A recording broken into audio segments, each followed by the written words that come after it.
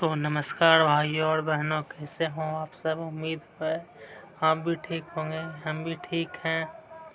तो आज मैं आप लोग को एक ऐसी कहानी सुनाने जा रहा हूँ जो कि हमारे भारतीय सभ्यताओं से जुड़ी है। वो सभ्यता जिन्होंने हमें बहुत कुछ दिया है, जिन्होंने हमें संस्कार सिखाया है, जो कि पूरे गैलेक्सी में हम लोग को रहना सिखाया है। हम लोग ये भी जानते हैं कि पूरे ब्रह्मांड में अगर जीवन का अस्तित्व है तो भारत है। आज हम आपको सीक्रेट ऑफ साइनावली के बारे में बताने जा रहे हैं, जो कि मनोज बाजपेयी के द्वारा डिस्कवरी पर रचित है। ये बहुत ही मददगार साबित हो रही है हमारे पुरानी सिविलाइजेशन को खोज करने में। हम लोग को यहीं तक पता था कि सिंधु सिविलाइजेशन और हड़प्पा सिविलाइजेशन भारत में आए थे।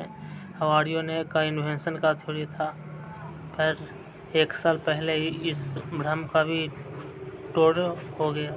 हम लोग ये जान गए कि हम लोग में बहुत साल पहले ही हमारे यहाँ सभ्यताएं थी, और वो भारत के हर जगह में थी। सिंध प्रांत में पाए जाने वाला हड़प्पा और सिंधु सिविलाइजेशन पुराना नहीं था, उससे भी पुराना हमारे साइनौली का आर्किटेक्चर था, जो कि हमें साइनौली गांव में मिला है। उस गांव में हमने बहुत ही अच्छे तरह से देखें, योग का भी आविष्कार यहीं हुआ। इसमें बहुत सारे महान व्यक्ति हुए। राम भगवान जैसे प्रतापी राजा, शायद नहीं विश्व में कोई होगा। महाभारत जैसे महायुद्ध हुए। जहाँ कुरुक्षेत्र हुआ था वहाँ की धरती अब भी लाल है। उतनी लाल धरती आज तक हल्दी घाटी की भी नहीं हुई है। हम लोग को ये मानना पड़ेगा कि साइनौली सिविलाइजेशन एक बहुत ही मददगार ऐतिहासिक तथ्य साबित होगा भारत को एक महान, आदर्श और उभरते हुए देश बनाने के लिए। हम लोग को अपने इतिहास का ज्ञान नहीं था, इसलिए हम लोग अभी तक अपने इतिहास को ठीक से समझ नहीं पाए हैं। हम भी ये जानते हैं कि योगा भी यही होता है।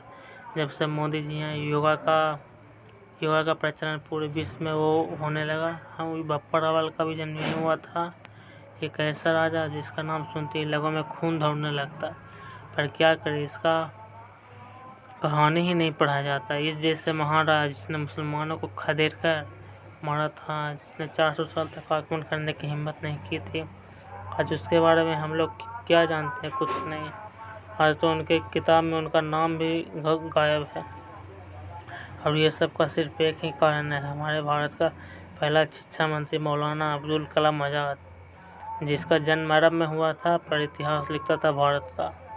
आप ही बताइए कि विदेशी भारत का इतिहास कितने अच्छे से लिख पाएगा? ये कुछ हजम नहीं हुआ। यही महान लड़ाइयाँ हुई थी। तराइन के प्रथम युद्ध में पृथ्वीराज चाहते तो मोहम्मद गौरी को मार सकते थे, पर वो नहीं मारे। दरिया दिली देखा, उसी दरिया दिली की सज़ा हम लोग आज अपने अस्तित्व को चुनौती देने में लगे हुए हैं। महान सम्राट चंद्रगुप्त मौर्य ने भी बहुत लड़ाइयाँ लड़ी थी भारत को अखंड बनाने के लिए। सम्राट विक्रमादित्य, जिन्होंने अरब तक शासन किया था, यूरोप में सभी उसके अधीन थे। पूरा ब्रह्मांड में शायद ही उनके जैसा कोई ऐसा व्यक्ति हुआ होगा। इसलिए दोस्तों, हम लोग को सीक्रेट ऑफ साइनावली डिस्कवरी प्लस पर जो आ रहा है, उसे हम लोग ज़रूर देखना चाहिए।